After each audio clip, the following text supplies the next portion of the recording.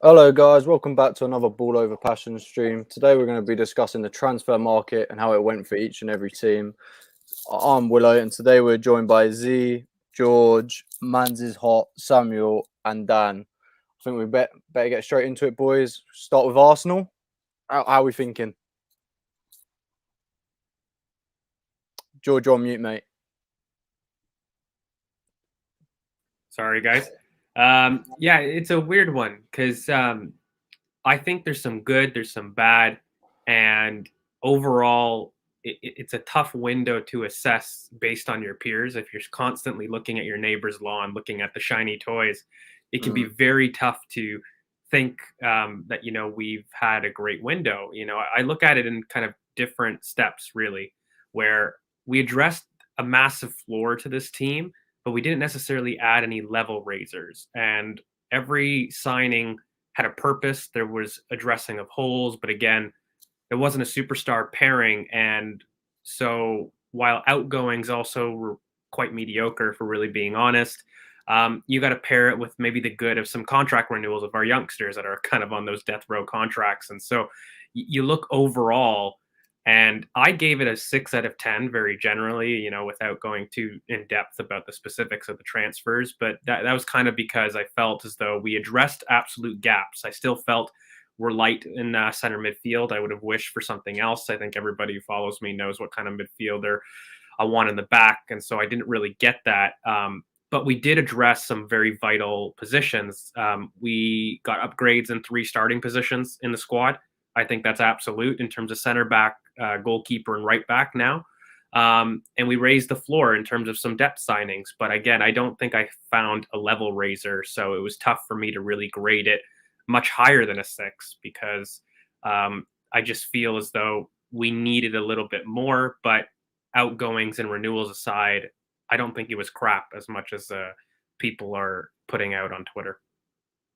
Yeah, I'm in the similar boat. I think I'll leave my opinions to last. I'll come to Samuel next, mate. Samuel, would you make of the transfer window for Arsenal?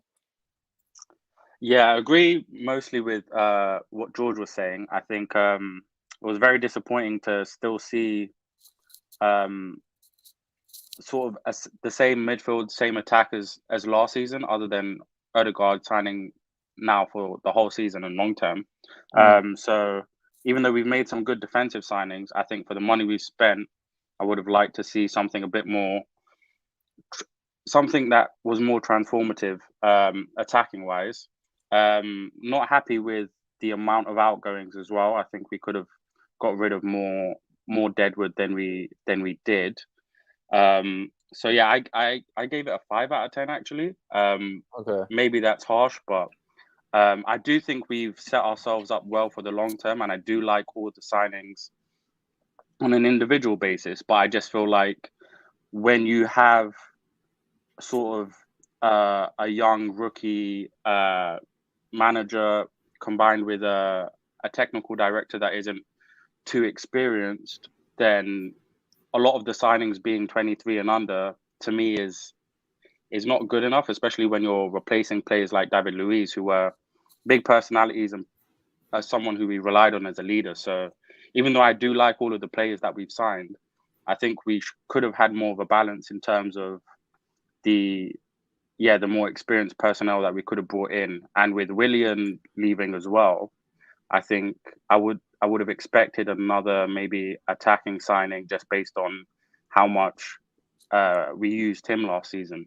So yeah, all in all, I'll say 5 out of 10. But I am excited to see how all of these signings pan out in the long term. Yeah. Okay. So 5 out of 10. Average window. Average window. Yeah. Dan, what about you, mate? What are you thinking for Arsenal?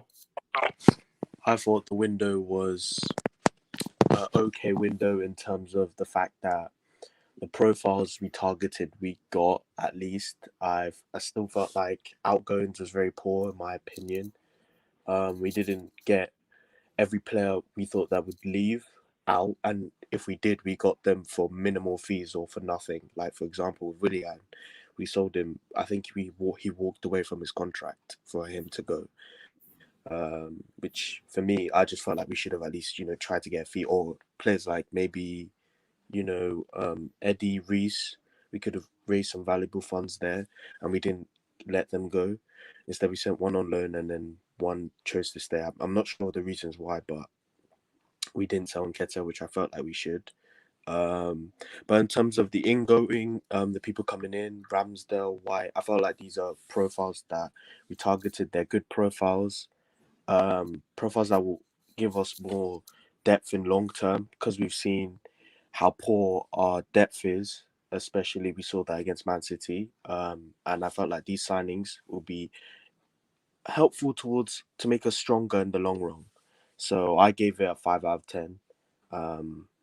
I just felt like if we had included one more attacking midfielder that will elevate our team, that'll make our team more dynamic, it would have been much higher. But for me, balancing the poor outgoings and not, for me at least, we should have got one more player. I gave it a solid 5 out of 10.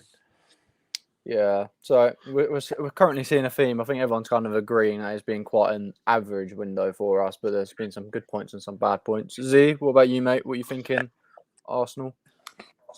Yeah, I mean, look, I don't want to give this a bad rating. Like, I don't want to give a bad rating to the window, because I feel like I'm just trying to look at the bigger picture. Look, in hindsight, we could come in and say, yes, we didn't make any flashy superstar signings, but I feel like we've come to a point where we've kind of looked to the future and said, you know what, in a few seasons' time, we're gonna come back to this window and say it was one of the best windows we've had, because you know what, we've tried to future-proof the goalkeeping situation, tried to future-proof our fullbacks, and you know, add in a supreme young central midfielder, as well as, you know, just getting an attacking midfielder in and building the team around like a centre half like Ben White. For me, it's something to get behind. So I feel like I wouldn't give it a crappy rating like a 5. I would go one ahead and a 6.5. And yeah, I mean, look, I'm happy with those signings just because I can see the direction. Usually, what happens is every window we make signings, and I just cannot get behind those signings. I don't know what the manager wants out of the team, or how that certain player would actually affect the team. In this window, we've signed someone like Tomiyasu. For me, Tomiyasu improves us in so many different ways, including playing out from the back. He improves our fullback situation and our depth at centre half as well. It means that we might be able to dispose the likes of Rob Holding or Pablo Mari in the future. Bringing in someone like Sambi Lokonga, we've seen him perform for Belgium yesterday at international level. These are signings that, you know what, you cannot miss out on. So I feel like I'm probably a bit too excited now, but trust me on this one. In a few seasons' time, you guys will come back to this window and say, you know what, this was a perfect window for us to, you know, start leapfrogging, basically. Yeah, I think it's a fair point. You know, it is exciting seeing so many youngsters come in. You look at our squad now; we've got one of the youngest squads in the Prem. So you kind of look at the kind of Liverpool mould and where they did go for the younger players. So it is exciting. And as you said, maybe in like a year or two's time, it'll be a lot more exciting compared to maybe the here and now. Mans is hot. What are you saying about the Arsenal window? Yeah, to me, I didn't like the way we did the transfer window too much. To me, it was underwhelming.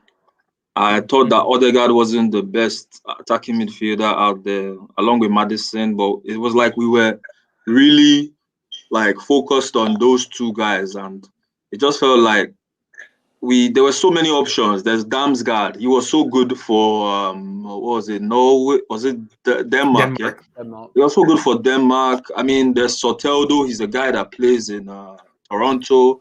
I just saw him yesterday against Argentina. He's like Maradona, but right-footed. The guy is world class. And if you check out some of his stats, it's like, how did we miss out on guys like this? These guys, they don't cost too much, but I think it all shows like the type of scouting that club has, because Odegaard, Maddison is nice, but I think to me two of them were never really exciting enough. Maddison is a guy that can't really get into the England squad. He's talented, but he has his injury problems. I watch him, and he's not, to me, Maddison isn't really special enough. He's not the type of transfer that takes us to the next level or makes us more likely to compete for top four. So I wasn't so impressed with the people who were looking at. And then there was I felt Emil Smith Rowe. I felt like probably we could have sold him, but we kept him and we gave him the number 10, which I felt was like it was saddening to me. I'm not too impressed with Smith Rowe. He's an academy product, but Aston Villa gave us mad money. They gave us almost 40 million. I could have taken that to Damsgaard. Well, Arsenal is not a ruthless club. We don't really do that to our talents, but I feel like we have better talents. We have Patino. I feel even Jack Henry Francis looks better than Smith Rowe. Omari Hutchinson looks better than Smith Rowe. Even Matt Smith probably looks better than Smith Rowe, and we let him go to Doncaster. So I was sort of, I wasn't too pleased. Number 10, that's a big number. He don't really give those type of numbers to players like Smith Rowe, who doesn't really see things on the pitch. You saw Aubameyang making a run against Man City. He never saw it. He just continued running. Smith Rowe likes to run. He just runs. He loves to run. Nothing to really get the fans off their feet. I mean, I'm happy about Ramsdale, Lokonga, Tomiyasu. To me, probably Saliba should have been kept, but Arteta has his reasons. I don't know about Ben White. I don't want to be too negative, but to me, solid 5 out of 10. I like Ramsdale looks so good. Looks like I hope he becomes as good as Martinez. Lokonga looks nice. I hope these guys it's a nice squad. I mean, like Z said, you have to be optimistic. You have to look at it. You have to be like you have to just be optimistic, or else you'll not be too happy about everything. So yeah, that's just my own take on the whole thing. Sorry, what was your rating out of 10? 5 out of 10. 5 out of 10 as well. Okay, so everyone's going with 5. I could see George clenching his fist when the Smith Rowe. No. Z gave it 6.5. Z gave it 6.5. Yeah. Okay, yeah, so 5 out of 10. I think for me, if I'm thinking about it, there's been good points and bad points. George made a great point about that we got all our youngsters onto long-term contracts, and that is a major factor. That is very, very good from us because that has been a problem in the past. We've let our best assets go. Xhaka staying, that was poor. We didn't get good enough money for him, but I do believe we do need a first-team midfielder. I don't think any of us, anyone I've really talked to, really wanted Ødegaard, especially not by himself. We at least wanted a Jose Mauer to, partner him coming in, but it didn't happen. I like the profile. We're not. I tell you what. Every window I've looked at Arsenal have over the last few years, I think, bloody hell, why have we brought in more Deadwood? Cedric last season, William last season. I already thought they were Deadwood players, and they have been. This year, the profile has been right. They've been 23 years of age, all of them, and under. So there's a lot of room to grow and become better players. But, we came 8th place last season, and we do want to close that gap to 4th. So I felt like we needed a few more first-team players than what we got. I thought like a Basuma coming in this year or or a Jose Mauer would have helped close that gap. We didn't go for that. So I must admit, I'm a bit disappointed with that. The outgoings as well. I thought the Joe Willock deal was a very good deal, 26 million plus the sell-on clause. I thought that was a very good deal. But we still have a lot of Deadwoods still at this club. The Kolasinacs, the Bellerin hasn't been sold yet, but you've still got quite El Neni. There's still a bit of Deadwood. So for me, I may actually be harsher than most of you guys are. I might even say a 4.5 for me. That is quite harsh. There are good points. You know what, Willow? Here, look, there's a couple of things. The issue that I've got with people kind of even giving it below an average window is when you improve 3 starting 11 positions in your lineup. For me, it can't be less than average. Typically, when you do have a window, you don't want to even recruit more than 3 or 4 additions to the starting 11 because then you start getting issues with cohesiveness. And it's not an amazing window because of the fact that you don't have a level raiser. But immediately, if you sit there and pair the young contract renewals in addition to 3 starting 11 additions that, may speak to the quality of our squad, but fundamentally improve 3 positions immediately, I really struggle to give anything less than average for me. And I just think that the way that we've recruited has been a clear strategy, which has been a contentious point. We've got idiots like Gary Neville saying that there's been no strategy. There's been a clear strategy. You just might not agree with it. In terms of us recruiting U24 leaders of their teams. You look at Lokonga, leader of Anderlecht. You look at Martin Odegaard, a leader of his international team in Norway. You look at Ben White, also a well-done leader in terms of leads and even in Brighton about his progression. We have targeted youngsters that have massive sell-on value, that are key holes and are akin to probably a Liverpool 2016 window. When you look back in hindsight, I very much see similarities about what we've done to plug in very deep holes. Now, I've done all this praise, but I think fundamentally when you look at it, we recruited build-up players. When I look at it, and people are probably upset about the midfield, the attack, some of these big or glamorous signings. What you don't understand is we need a foundation to build, and we just don't have it. And when you start to run through our team, they have all been towards the build-up. Ramsdale, White, Tomiyasu, Lakanga, Tavares even, in terms of filling if Kieran is not there. Those signings, they're all built towards increasing our build-up. And Ramsdale, they're all key towards increasing the floor, the technical floor of that back line. And why is that important?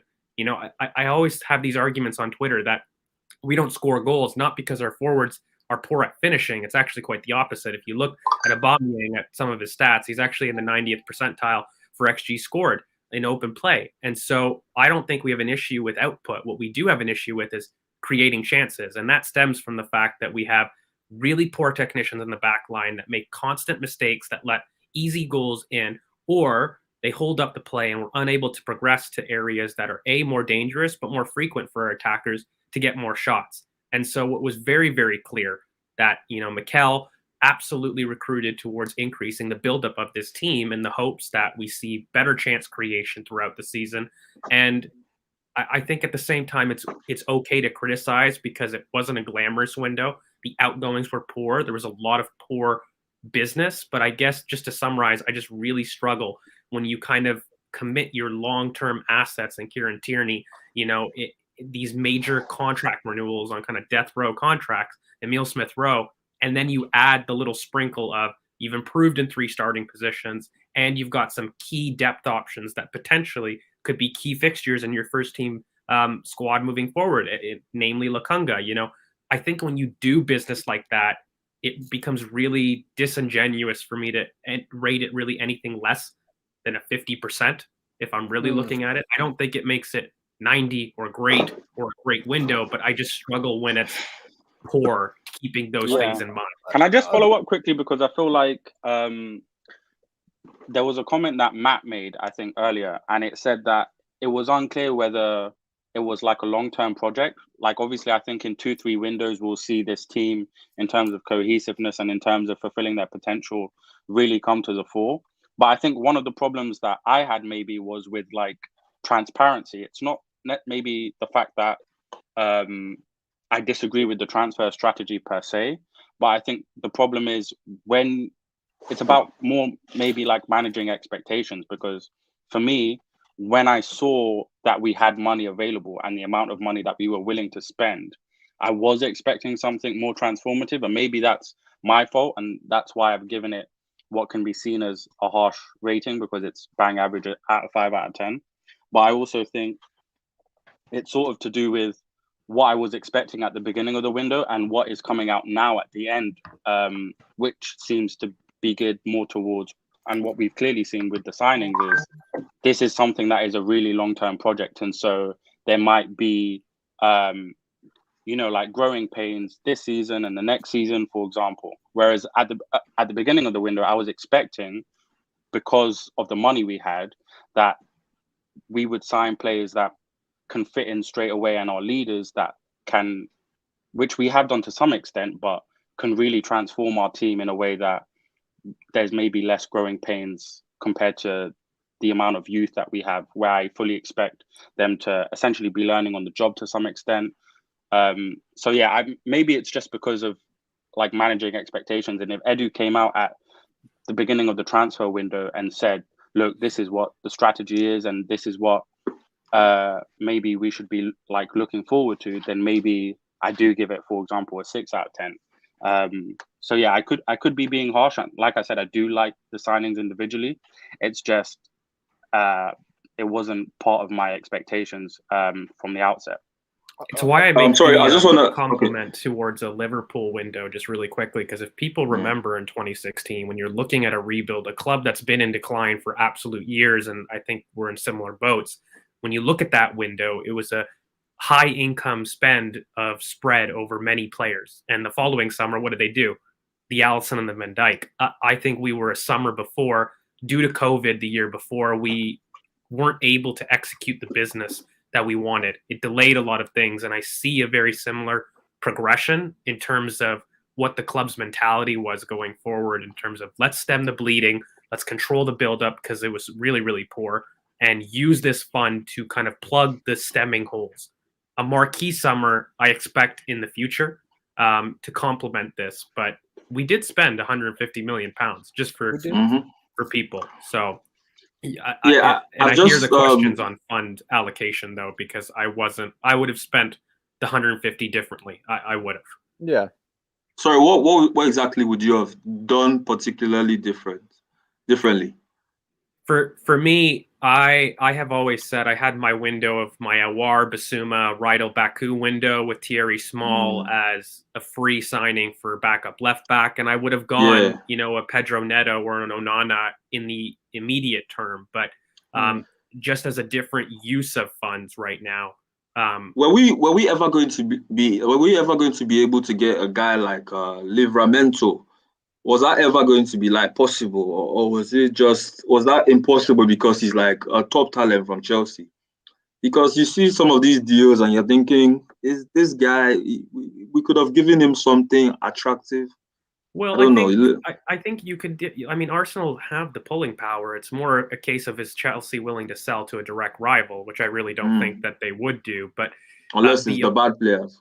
But yeah, well, there's that. But I mean, I think really when you look at those signings, again, I just want to repeat, we didn't do maybe the marquee business, but I think raising the backline technical ability was crucial to moving forward. We saw what the impact has done at terms of City and Chelsea. We can't control games without a back line that's able to hold that's comfortable on the ball. Yeah. Yeah. So I see the logic.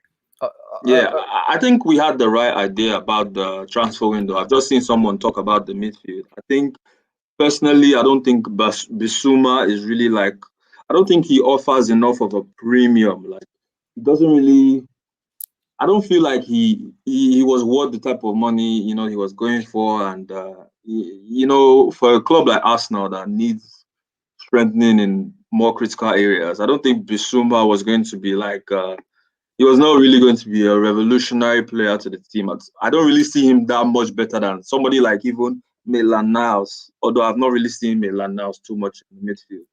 But and I think also this youth team that Arsenal has is like it's the best youth team we've ever had, because I've been following the youth team for the last 13 years or so, and trust me, this youth team is so Patino, Jack Francis, Omar Hutchinson, those three in particular, those guys are.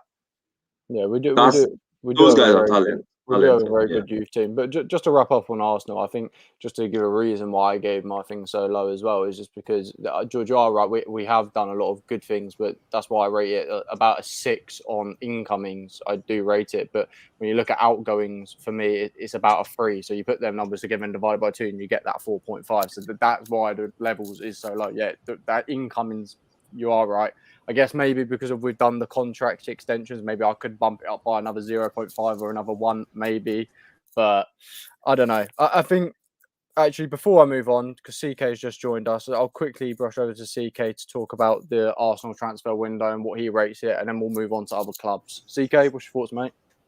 Hello everyone, I'm a bit late, but on our window, I'll probably rate it like a 6 out of 10. I think the players that we've got will definitely improve our progression and like not all the immediate needs, but we really needed a backup left back and a backup for Partey. We've already seen the part Lokonga's had to play this season with Partey already being injured.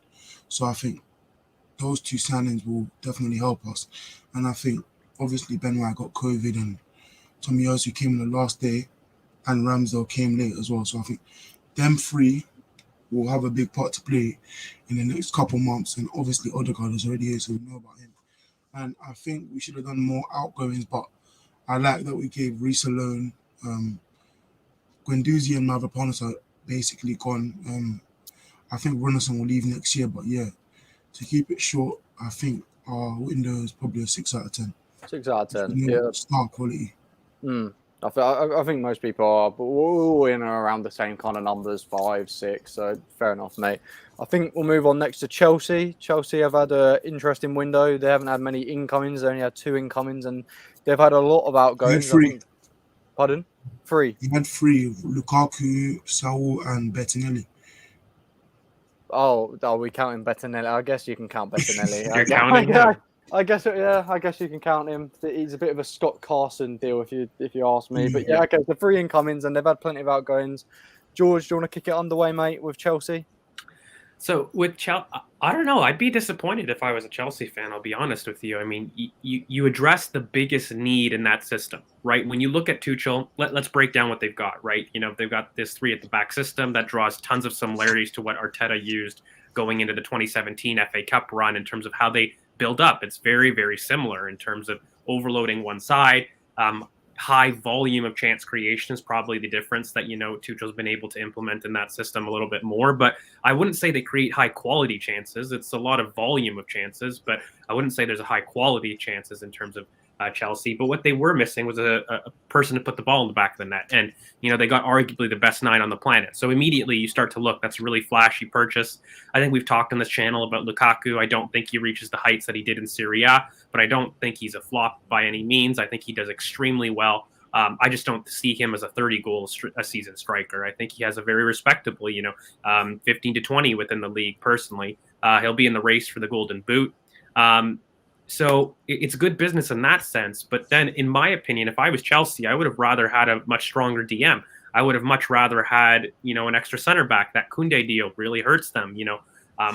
For me, I was looking at another couple signings for them to really take the next step. You're looking at maybe a Chouameni. You're looking at maybe a Declan Rice. Like, they have the spending power and the financial backing to really go out there and do a little bit more. And when you look at it in terms of the window, they really just spent big on Lukaku. And they got Saul Niguez, who for me is, a specialist in nothing and an all-rounder that, in my opinion, hasn't had the same heights that he had since in 2016. So for me, it's a very tough deal to really get behind. I mean, you get an option to buy, I guess, in a sense. But, in terms of Chelsea, they had Kovacic and Jorginho in terms of their buildup. They had classy midfielders on the ball to assist in the buildup. So for me, I don't think they addressed a gaping hole with Saul necessarily. I think they would have done much better with a presence in there and a true anchor, somebody like a Chouameni, somebody like a Declan Rice.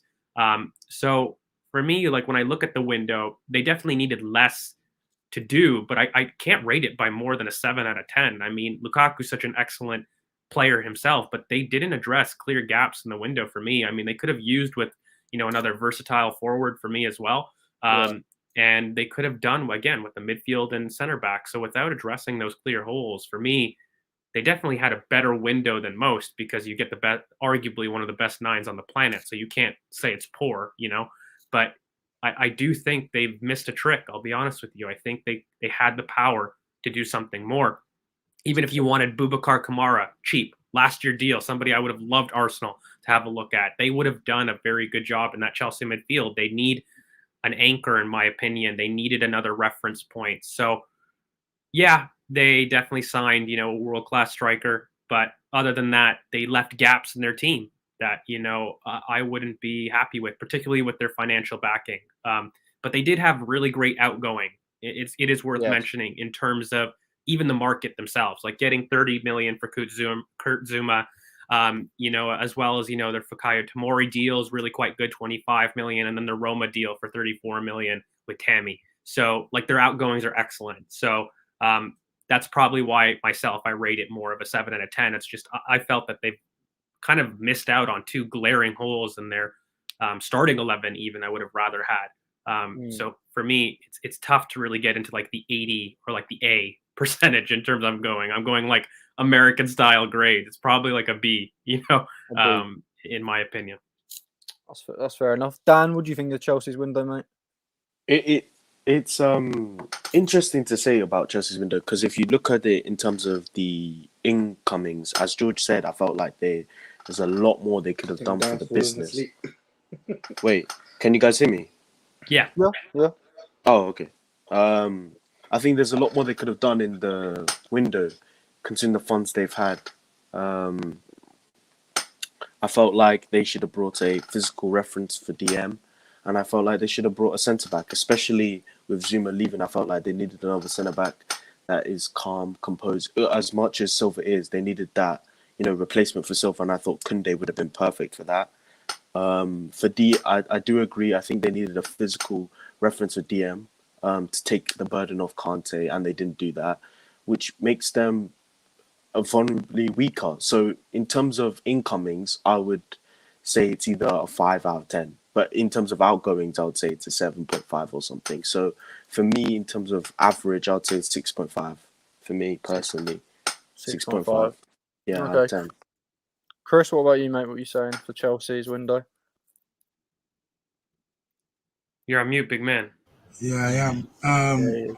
Well, they bought one of the best strikers in the world for 100 mil. Then they got Saul, who I don't think they need, and doesn't really change much in their midfield because I thought they needed a DM, and if they're gonna switch to a forward back, which I think comes, I think they're gonna need a different profile in there that Saul doesn't really add. He's not elite at anything. He's good. He hasn't done much since 2016, 15. Like all the comps you see of him and stuff in 2015. So yeah, Bettinelli's just a backup keeper. Their outgoings are very good though. Guehi, 20 mil. They made their money back on Lukaku on outgoings alone. So their outgoings are very good. I think because I thought they were so close to like winning the league and they just needed one, maybe two more additions to really like confirm them win the league. I think it's a maybe 6, maybe 7 out of 10, just because of how close they really are to winning the league and how little they actually did. Because if they got the Kunde deal over the line, I think it'll maybe be an 8 out of 10. But yeah, because they didn't, 7 out of 10. 6 out of 10. Z for Chelsea. To be fair, I mean, I think they've had a good window in the sense of the overall package. Like they had a very good number of outgoings. But I feel like they've missed that one or two signings that kind of helped them bridge them from being top 4 challengers and challenging for the title to being confirmed winners. And I think they should have brought in a central defensive midfielder just because I don't think Chelsea can trust Kante from playing all the time, and also a player that can enable them to start moving to 4 at the back. They should have brought in a centre half as well because I don't think they can trust someone like Trevor Chalobah the entire season. So I don't know. I think Chelsea fans, especially like my brother who's a Chelsea fan, he was kind of disappointed in the end because he was expecting a centre half and a centre defensive midfielder to come in. I think one of the biggest issues that they still had was they had too much to do in terms of outgoings, so much so that they couldn't actually prioritize incoming at all. Well, so it was kind of a similar issue where Arsenal were as well. But at the end of the day, they still made a profit this window. So yeah. No, definitely. Samuel, mate, what are you saying about Chelsea? No, I rate it fairly good. I'd probably give it a 7 out of 10. I think the outgoings were like amazing deals. So in terms of like Chris said, covering the Lukaku fee, maybe some of the youth players that they let go were they're not going to help them for a title challenge, but maybe they could have done a bit more. But as we've established, they can sort of operate in a different way in terms of letting youth players go and then bringing them back later on, even if they have to pay a bit over the top. So in terms of outgoings, I rate it really highly. But I think in terms of the incomings, I do think Lukaku is the one that pushes them towards a title. To me, they are. I do fancy them winning the title based on him. But in terms of maybe kind of taking it a bit further, I think if they did sign another centre back or another DM, then that would really give them a competitive advantage. Whereas right now it's still a bit close. But Lukaku signing is still like a top class signing. So 7 out of 10. 7 out of 10. Mans is hot. Yeah, I think they had a good transfer window. They got I think they got all the players that they really needed, and I really can't really criticize them. Personally, I feel like along the way during the campaign, I really believe the pressure is going to be too much for Lukaku. I don't think he's going to be able to deal with the pressure. I feel like it's going to get to him, and I feel like when the pressure gets to him, because he's very commanding. He likes to put things a lot on his teammates. So I feel like when the pressure gets to him, his teammates as well will suffer. And I believe the striker curse that Chelsea has is going to. I feel like it's going to still come back to haunt Lukaku, and he's probably. I don't think. I think he's the right choice, but I really just feel like because this is the Premier League and the levels are higher. I mean, the defenders are going to really make him question himself like a lot more than in Serie A. I'm not sure he's as proven as maybe we like to make it seem. Somebody said he's the best striker in the world, but not really. So he's good, but to be honest, on paper, Chelsea's fans should be happy. To me, it's an 8/10 transfer window, and as a Chelsea fan, you should expect to win the league with that. But Yeah, I suspect that something is going to happen along the way, and it's going to come crumbling. But Tuchel is a good coach. I think they will do the double over Man City again. They might not do the double over Arsenal because I think I'm an Arsenal fan. I think we have a good team. So I think in Stamford Bridge, Martinelli hat-trick. Martinelli hat-trick, 8 out of 10. Who says no? No, I think for me and Chelsea, I think Chelsea are one of the best-selling teams in the world. To get 110 million from fringe players and kind of youth players that have come through, I think is absolutely brilliant business. Wow. And to be able to get that money back for Lukaku straight away is incredible. Like if comparing that to Arsenal, I feel like them players they sold, Arsenal will get about 60 to 70 million for them instead of 110. But I think Lukaku, obviously he's a great striker. We've talked about it. I do think he's probably the best striker in the world, or one of them anyway, top 3. So it will make an impact on their team. I think they will be able to push for the league this season as well. But my worry with Chelsea is back 3 expires. It doesn't last very long. We know that in the Premier League, it does not last long. And do I think Chelsea have the players to go to back 3? I don't. I really don't. I don't think that pivot of Jorginho and Kante works in like a 4-2-3-1 nearly as well as it does in a 3-4-3. So I think Chelsea really, for me, needed that DM centre back as well, maybe because we've seen the likes of Rudiger and Christensen play in the back 4 and they are scary to watch. It's a bit of a David Luiz Mustafi kind of centre-backs. As much as they are better, they've got that stupid moment in them, which a back 3 will not save you from. So for me, Chelsea, I generally would go about a 9 out of 10 for sales. But for incomings, I'd probably say about a 6 or a 7. So I'd probably say that they've had a strong 8 out of 10 window overall. So I think we've covered that then. So I think we move on now to Liverpool. Liverpool didn't do as much as what their fans hoped they were going to do. They've been a bit let down. I've seen a lot of Liverpool spaces. They've been in a bit of meltdown mode. So, George, I'll come to you first, mate, on what's your thoughts on Liverpool's transfer window? Okay, it's tough because I feel as though this is all your opinion on rivals gets kind of dummied in terms of what you support. And when I look at Liverpool, Exactly. they're in trouble, guys. Like they're in some severe trouble. You analyze that squad. That's an aging squad. It's not only a win now, it's we have to win now because we don't have a backup plan. And for me, yeah, it's just not good enough. I mean, they brought in Konate, who himself is not the most, injury-free person in the world. And if they're trying to stem away from what happened last year, they really could have learned.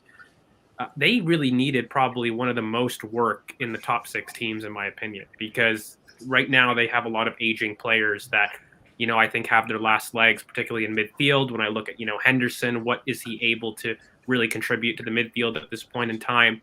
You've got your Thiago, who I don't think's done the best. Naby Keita, who hasn't worked out the greatest. They needed something more in midfield, in my opinion. If you wanted to continue with the kind of Henderson mold, Sander Berge would have been something interesting to see there. I think they needed a versatile forward as well on the wings. I think, Salah is amazing. I think he's very underrated in the Premier League, if I'm really being honest with you. I don't think people talk enough about Mo Salah, one of the best players in the league for me.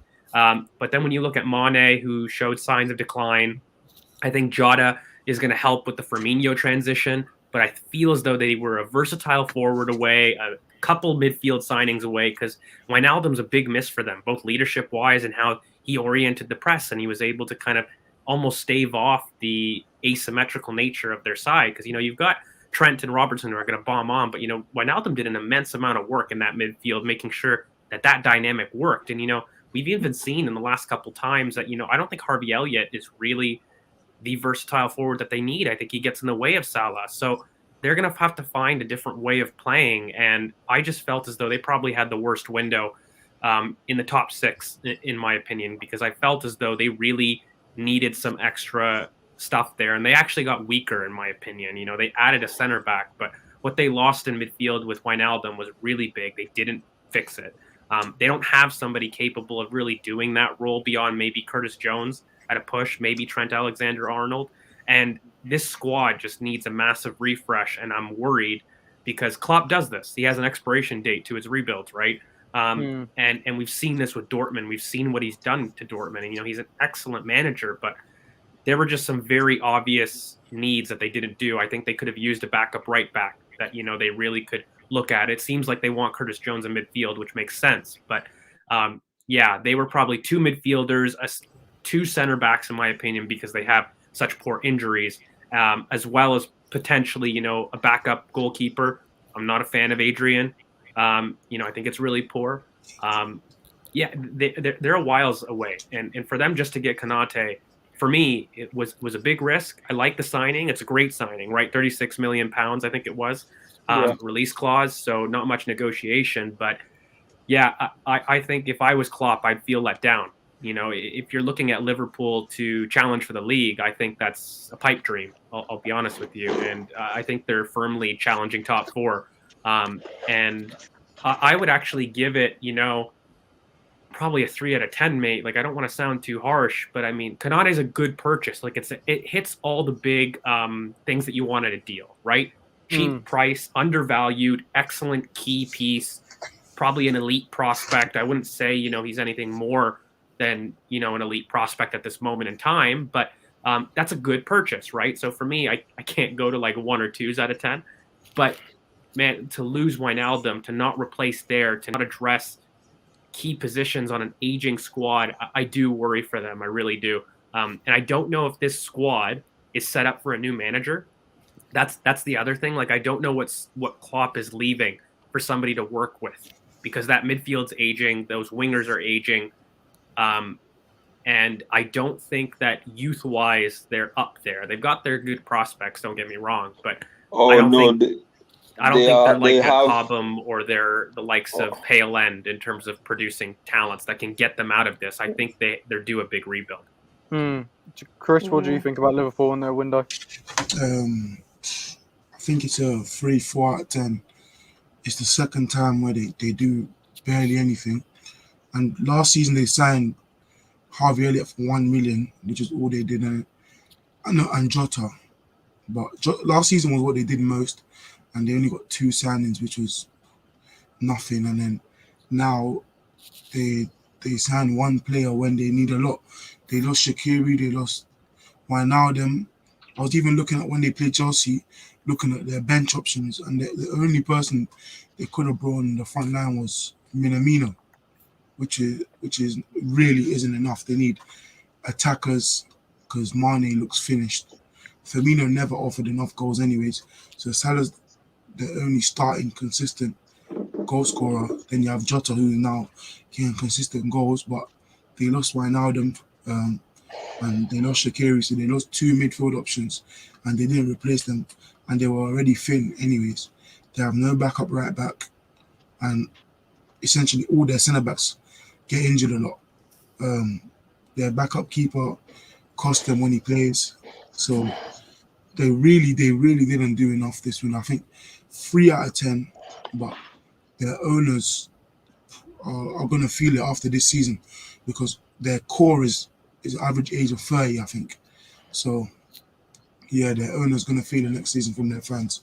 To be honest, So what was your rating? Sorry, in the end, 3 out of 10. 3 out of 10. Z, what do you think of Liverpool? What would you rate out of 10? To be fair, look, I don't think we should even give them a rating. I don't even think they're rating worthy, even if they bring someone like Konate, and I just don't see him improving their team massively. I feel like someone like Van Dijk does, but someone like Konate, I don't know. I don't know if it helps them, take that next step into the league, because we know what they took a few steps backwards last season. So I don't know. I'd personally give it like a 1 out of 10, and I'm sure we've all seen like the table going around social media where Arsenal were placed 18th. 18th in the transfer window, but Liverpool I think were just a level below. That's shocking to me. Like, how can you even make a comparison where you think we just did slightly better business than Liverpool? That's shocking to me. You know what? Liverpool should have been right at the bottom. In fact, I would give it 1 out of 10. Shocking business. 1 out of 10. Okay, that's a fact. Just to be honest, I'm on the right lines as you, mate. I'll come to that. Dan, mate, what about you? I think it was extremely poor window for Liverpool in terms of the fact that they didn't address enough of the issues they were supposed to. One of the great teams like Manchester United, Alex Ferguson, what he did to make Manchester United a sustainable and title contenders as long as he did, is he kept refreshing the team in terms of different profiles, kept changing it and addressing the holes that was being left. And of course that happens, especially Liverpool with their aging squad. But what I felt they needed to do this season was address that aging squad and start replacing it, refreshing it. And I just felt like they didn't do that enough. They only did that in one position, and that was for the centre back. I felt like they could have done way more, especially for that central midfield. As George said, especially after Wijnaldum left, after Wijnaldum is essentially their workhorse in midfield, they've lost an essential part of their midfield, which we all know midfield is the key of all games. And I just felt it's extremely poor from Liverpool. I felt like they didn't do as nearly enough. And for me, I'm giving it a straight 2 out of 10. 2 out of 10. Okay. Samuel, mate, what do you think of the Liverpool transfer window? Yeah, likewise, I agree with like most of the points that have been said. I think I don't know if I want to give it a rating because I don't want to seem too harsh, but it's been very poor. I think Konate is a good deal, but I do think, like George said, when your issue is injury problems at the centre back position, then maybe that's the only weakness of the signing that could come back to bite them in the long term. I think not replacing Wijnaldum is Criminal. quite weird. Yeah, I think it's perplexing. But at the same time, you do have Thiago. But to me, I think when you're replacing Wijnaldum, Thiago doesn't seem to fit in the same role. I'm not sure if he even works in the Liverpool system in the way they want him to. But most importantly, he's the same age as Wijnaldum, basically. So when you're looking at spending a decent fee on him, I think they spent like 25, maybe 20, 25 on him last season. I would expect someone who's a bit younger than Wijnaldum when he's leaving on a free, because he's of a certain age, and you have Jordan Henderson who's still of a certain age, etc., etc. So that doesn't make sense to me. And yeah, overall, like I said, I don't really want to give it a rating because I don't want to seem too harsh. But when you think of like the fact that not all of their signings have been long term, and they don't necessarily have the financial muscle to do a full rebuild, and they won't luck out on like a Coutinho sell the way they had done previously, then it's going to be really hard for them to sort of sustain any pressure on the top three teams, in my opinion, which will be City, United, and Chelsea. So yeah, I think this is sort of like the end of their cycle, and I don't see how they're like planning to Come back. sort of like start a new one basically. Yeah, no, that's fair enough. That's fair enough. But man's not hot yet. Yeah. I was just gonna say that I think sorry. Sorry, I'm coming. Yeah, so I'm here. I'm saying that I think the issue with Liverpool is the fact that if you're a player in this sort of club and you're seeing all the other teams buying the sort of players that they're buying, and you go into Liverpool and you see your teammates and you're thinking to yourself, this is who I have to work with to win the league. I think it's really going to have a demoralizing effect on each of the players. And I think the fans will really feel disappointed that they make so much money, they're really successful, and they can't really get the privileges of like being a really big club. They just won the Champions League like how many years ago? So I think they'll be really disappointed that they're seeing the real big, and they don't have debt issues like Barcelona or stuff like that. So I think this transfer window is really probably a 2, 3 out of 10. I mean, and you said something about the academy, George, and to be honest, Liverpool's academy is probably right now it's probably top 3. The type of talents they have. Patino, Omari Hutchinson, those guys, they couldn't go to the England youth. They weren't called up because most of the players called up were from Liverpool. They were from the Liverpool academies because right now they have like an insane. Some of the talents at Liverpool right now, honestly, it's wild. But to me, Klopp is going to be a magician if he can get something out of this season, because I'm not so sure that those players really feel confident that they can make a challenge. I think top 4 will be fine for Liverpool, but nothing more than that. They won't be expecting anything more than that. Yeah, that's just what I say. So 2 out of 10. See, I'm actually going to be very harsh with Liverpool. I'm actually going to give them like a -2 out of 10. And I've got a big reason why I'm giving them a minus. Is Edwards has left Liverpool, and he is one of the biggest masterminds behind Liverpool and how they've built this squad. He's been so good with player sales that because they follow their self-sustaining model, which actually raised the funds for them to be able to do other business. When you're taking out probably their biggest key component, I actually put him down to being a bigger key component than Klopp, which sounds crazy, but honestly, what he has actually done to the club has been. I just think they're going to be in such a disarray after it, because once Klopp goes, when you've got a world-class manager like Klopp, you need to do whatever you can to give him the best for as long as you can, because at one point he is going to leave. As George said, he's got an expiry date, so you want to be able to go for another Premier League, go for another Champions League. And what I think this window has done is solidified that they're not going to do that. I think they'll get top 4 easily, but I don't think they're going to win the Champions League. They brought in Konate, who for me he's an injury-prone centre-back. They've got injury-prone centre-backs, so. And at the moment, I don't think he gets in ahead of Van Dijk. I don't think he gets in ahead of Matip. I don't even know if he gets it. Maybe he gets in ahead of Joe Gomez. So they've bought maybe a 3rd to 4th choice centre back. So, and they've weakened by Wijnaldum going, which they haven't replaced. They've not filled any holes. They haven't filled the right back hole. So if they get injuries again, or they haven't filled goalkeeper either. So if they get injuries again, they're just going to be like they were last season, complaining because they don't have the backups to actually help them take it on.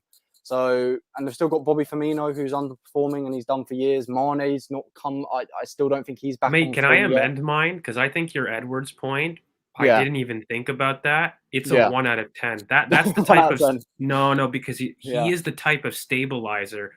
You made a good point about Klopp, but you know what the special sauce of Edwards is finding another Klopp. That's the thing. So when you have a structure so built on one man, and you don't have a contingency to replace that man, you end up almost losing your ability to compete in the future. So yeah, if I was a Liverpool fan, that would be really, really poor. I mean, Edwards, I think for me is a huge loss. It's worthy of a lower rating. Yeah, no, yeah, definitely. Monster, I'll come to you. We're talking about Liverpool, mate. What's your rating out of 10? Sorry, hold on. Let me just switch my sound on. Second. Liverpool, what? Rate their transfer window, do you mean? Yeah, or rate their transfer window, yep. Transfer window to me is probably a 3, I would say. A 3.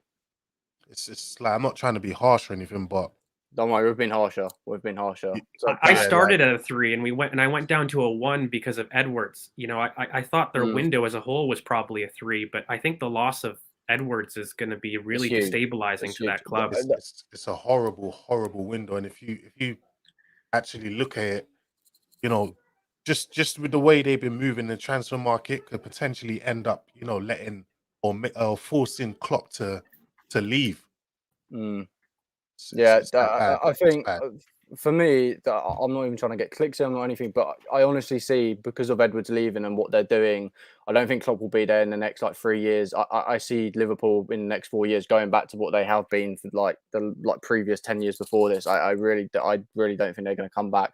But Monster, because you're a Chelsea fan, I'm going to ask you about Chelsea's transfer window. We've already covered it, but I'm going to ask your opinions, as in you're a Chelsea fan, on what you would rate the window and how you thought about it. Chelsea's window, I would rate it. I'd rate it an 8 out of 10. 8 out of 10. And normally I might even let me say an 8 because a 10 would be perfect. And our window wasn't necessarily perfect, but we did a lot of good business ingoing and outgoing. So we got rid of a lot of quote unquote, let me not say deadwood, but fringe players, because deadwood is a very harsh word to use. But Yeah. fringe players.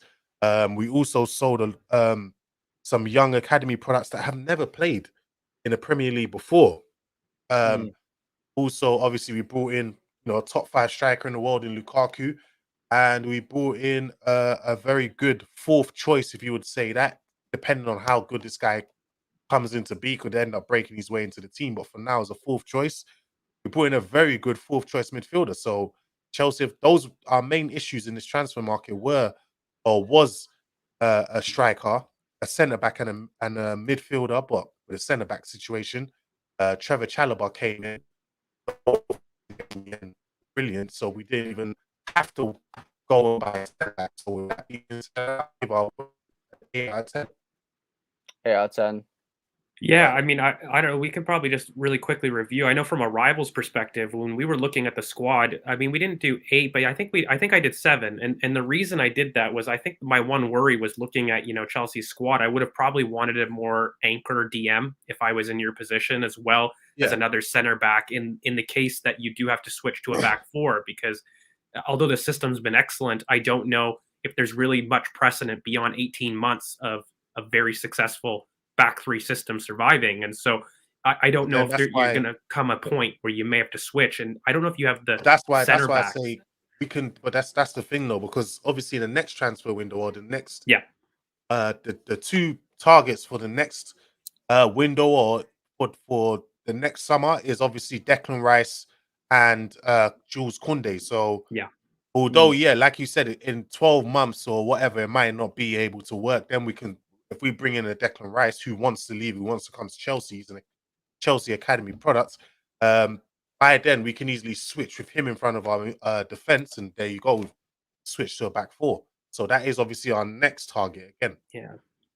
I was shocked that you didn't get like a Chouameni or even I don't know, a Boubacar Kamara, some kind of anchor presence that's cheap, because you guys did excellent outgoing business, right? Where in the end it was almost a net spend of 0, maybe minus or plus 10. Minus 34, I think it was. Was it 34 in the end? Was it that much? We gained 34 mil in profit. Yeah, so I was surprised that you didn't go after even maybe a cheap midfield option just to help out Kante, because it seemed like to me, I don't know, maybe I'm wrong, but it seemed like when I was looking at your squad, you have very good build-up players, and I feel as though Saul, I don't know if he addresses the anchor issue where I felt Kante was a little light, and you could have used another presence. And of course, the center back, you probably want to wait for the one that you'd want to go to a back 4, right? So I kind of got that if you didn't get Koundé in. But it surprised me that there wasn't another midfield addition. Did you think it was light, or are you happy with Saul, I guess? I'm happy with Saul because I think with the system we play, that anchor midfielder it's not necessarily really needed with a back 3. Obviously, Kante does what he does. He's an amazing player. Yeah. But even when we switched to Kovacic and Jorginho, if you watched against Liverpool, we were just as good because Kante came off after the first half, and we were just as good without him it's down to our system, if you ask me. But if we do switch to a back four, oh yeah, 100%, we are going to need that type of midfielder. But when we're playing the back three, I don't think it's a must. Mm. Do you think, are you not worried though that if the system stops working, say halfway through the season, you don't have that midfielder to be able to transition to a back four? No, I believe we do, because there's Reece James who can play that role, and there's also Christensen who actually plays that role for Denmark. So it might seem like we don't. We actually do have a couple players in there that can play that role. They just don't do it for Chelsea. They do it for obviously their country. Reece James was doing it for Wigan last season. He did it a couple of times for Chelsea towards the end of the last season. So I'm not worried about that. No, I think we're good. Okay, and then I'm just going to get your thoughts on Arsenal's transfer window. We're obviously the biggest net spenders this year. How are you feeling with Arsenal's transfer window? With Arsenal, Jesus Christ. If I was to rate Arsenal's window, it will be a 4, maybe. And it's like, because obviously, as everyone says, this is a saying that everyone keeps saying, you haven't really bought anyone that improves your team. You could say they improve the bench, but they don't necessarily improve the first team. There's no one of note. Martin Odegaard, I remember when Real Madrid bought him at 16 years old. He was meant to be this wonder kid. Never turned out to be that way. Ramsdale is a decent goalkeeper. Is he better than Leno? I don't know. Maybe passing out from the back, but is he better at anything else apart from that than Leno is? I don't think so. Ben White, it's a guy that can't even get in the England squad. Do you know what I mean? Like, I think that's all you got to say with that.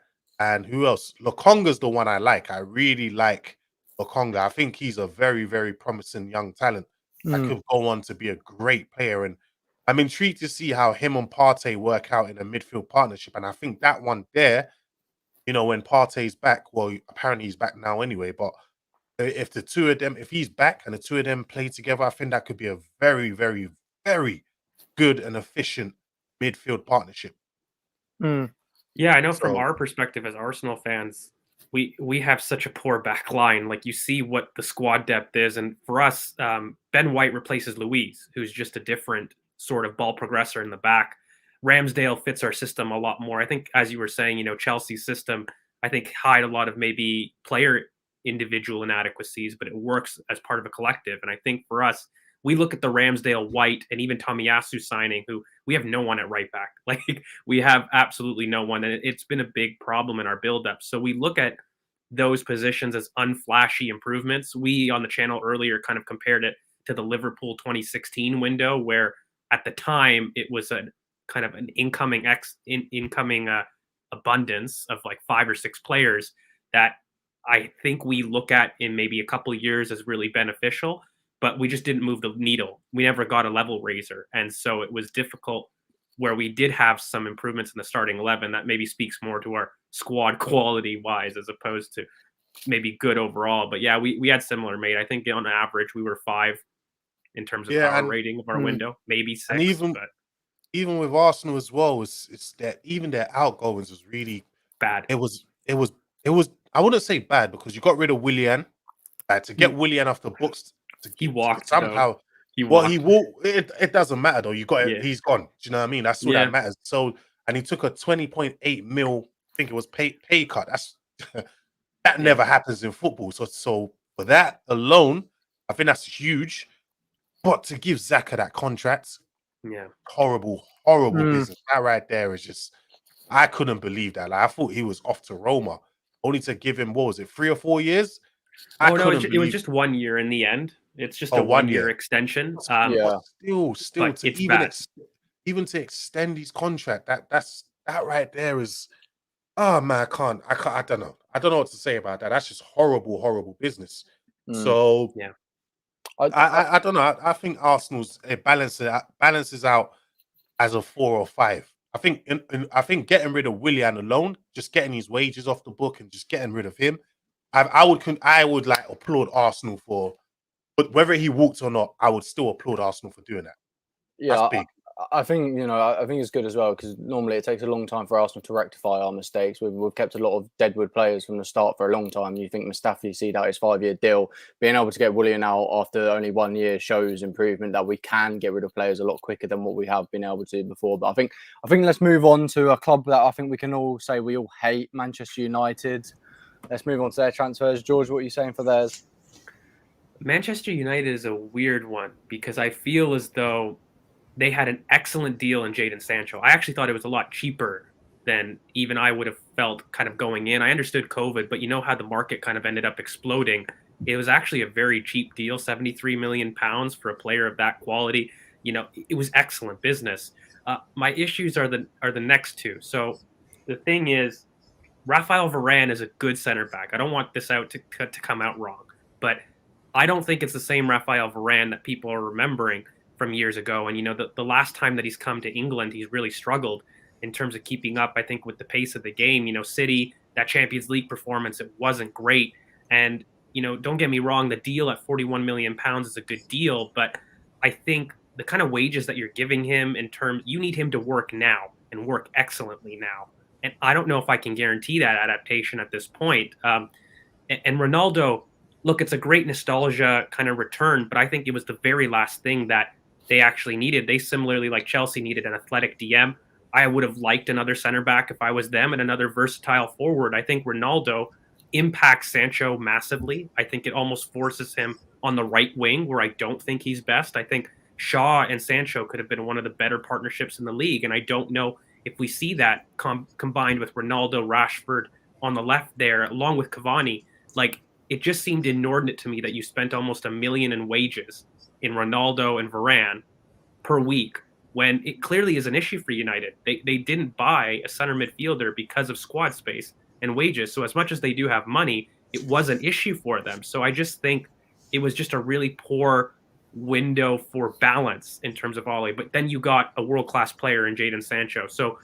But you didn't have any outgoings either. So then the outgoings were poor. And so I don't want it to come across as weird because I think it's a great nostalgia signing, but I think it was just the wrong move for them at so many levels. I'd probably give it a 5, maybe a 6 out of 10 because I really like the Sancho deal. I think that was a steal, if I'm really being honest. Not only, in my opinion, he's a world-class player. I know he has to translate it to the Premier League, but that kid's got seasons of 30 goals and assists. He's an excellent player, huge statement signing that, for 73 million pounds, I think is 20 million pounds cheap. So he got a great deal. It's those other two, mate. I don't, if I was United, they're really excited. All the fans that I talk to are excited, but I'd be worried about that, mainly because of what it does to Sancho. I'll be honest. I don't see Sancho operating on the left wing with a Ronaldo addition, personally. And what does it do to Greenwood? Like, you've got a young striker there. I get the urge that you don't want them to go to Man City, but did you really need to do it? Was that really what you needed? Would you not have been better served getting a Tchouaméni for cheaper than that Ronaldo deal? I don't know, but maybe I'm being harsh. So for me, 5 out of 10. 5 out of 10. Chris, what are you saying for the Manchester United window? For me, what they now have like the 3 highest paid players in the league, Ronaldo, Varane, and De Gea.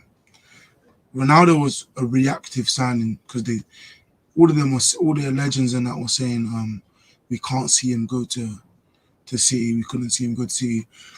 He guarantees goals. He guaranteed them like 20 goals in the league, I think. But I'm not sure they needed him. I think they need a DM centre back and maybe even a right back. And I think Sancho is definitely best on the left wing.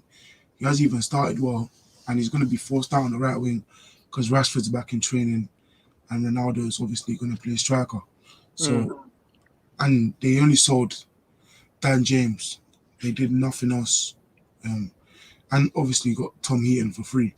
But apart from, they didn't do anything else. I think it's probably a 5 out of 10. But but they've got very big names, which I think their fans have made their fans very happy. So if you go by a United fan, they should be contending for the league with that much money spent. Yes, I agree. Monster, what are you saying about the Manchester United window? I would give Manchester United's window, I would give it a 7, man. I don't agree with what everyone's saying. Like in terms of Varane, I think he's going to be just as good in the Prem. I watched him against Wolves, and he looked brilliant. I can't lie, he looked so good.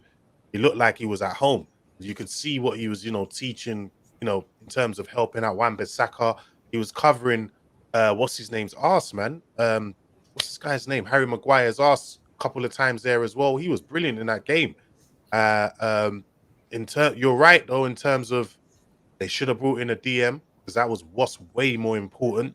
Ronaldo wasn't necessarily needed, especially now you've got two aging centre forwards in Cavani and Ronaldo, and you tied Ronaldo down for 2 years as well. So Ronaldo wasn't necessarily needed, but at the same time, it's Ronaldo. It's one of the greatest players of all time, top two or top whatever, top two, top five, whatever you want to say. He's a Man United is probably Man United's greatest ever player. If you are, let's not say greatest ever player. He's the best player to ever play for Man United because do you know what I mean? And if your greatest ever or best ever players is there to take, you've got to take that opportunity. I'm sorry, do you know what I mean? You have to bring him back for the nostalgia. Clubs it's more than just football. Do you get what I'm saying? So in that sense, I can see why they brought him back. Who else did they buy? They bought Varane, Sancho. Sancho. Listen, Sancho's a boy from where I'm from. He's just from down the road from where I live. I actually know his agent very well. This kid is great. He's going to be box office. He is going to take time to adjust. And like George said, Man United got him for a steal because when they bought him, Dortmund were actually angry that they didn't squeeze another 10 mil out of Man United. So due to that, you can tell what kind of player you're getting, and I think he's going to be great. He's going to need some time to adjust to it. So to me, they've had a great window. They just probably needed to get a DM, but a 7 out of 10 still a good window. It's very rare you're going to get a 10 out of 10 if I'm being honest with you. So 7 out of 10 is still a good window. Yeah, solid window. Z, what are you saying about Manchester United? What's your thoughts on what they've done this summer? I mean, to be fair, just on face value, I think they've had a good window because you know what, they probably haven't addressed the basic needs of the team, which was, I think they've got a massive glaring hole in the midfield, and we've seen that against Wolves where it seemed like the midfield was non-existent. But the fact of the matter is, they made signings that were morale boosting, and that is massive for a team and a club like Manchester United. Because you know what, I think they've not had the best of vibes in the past few years, and bringing back someone like Ronaldo and also bringing Sancho, who they've been chasing for the past 2 years, it's brilliant for the club, and I can see them being a lot more happier in the stadium, and it could be that extra push for them to win games as well, where they weren't winning at home as well. So I think just forget football for a second. It's just for the vibes. It's been a great window, but I think they were missing a central midfielder. Which, look, it's not the end of the. It's not the end of the. It's not end of. It's basically not going to be the end of the world for Manchester United if they don't sign a central midfielder this window. They can address it in January. Hopefully they do, and for their own sake, and they can. Another thing you gotta say is you gotta remember that as well. Even you could say they need a DM. If there's something Ronaldo brings, he brings this elite mentality, which also brings the best out of players. If you watch Ronaldo play.